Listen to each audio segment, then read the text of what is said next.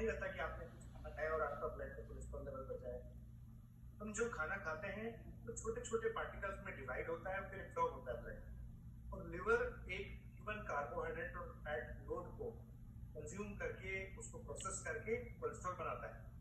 तो एक तो ये भ्रांति को हमको हटाना है कि डाइट में कोलेस्ट्रॉल होता है, एक पर्टिकुलर डाइट को हम कर देंगे तो हमारा कोलेस्ट्रॉल नहीं बढ़ेगा। ऐसा नहीं होता, किसी डाइट में कोलेस्ट्रॉल नहीं होता। हमें हमारे कार्बोहाइड्रेट इंटेक को कम से कम रखना है और सैचुरेटेड फैट कंजम्पशन कम से कम रखना है।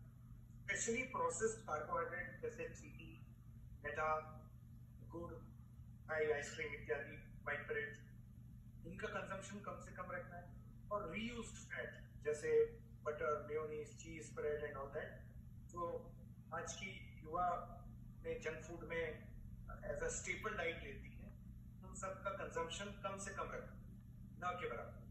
तो प्रोसेस्ड और रीयूज्ड फैट और कार्बोहाइड्रेट को अगर हम हमारी डाइट में कम रखेंगे तो हमारा कोलेस्ट्रॉल लेवल्स नियंत्रित होने की अच्छी संभावना है। बट जैसे मैंने आपको बताया और जैसे डॉक्टर गोयल साहब ने लिखा कि मात्र डाइट को कंट्रोल करके कोलेस्ट्रॉल लेवल्स पे काम करना संभव नहीं है। इसलिए दूसरी चीजें भी उसमें इन्वॉल्व होती हैं, जैसे एक्सरसाइज, उसका भी रोल काफी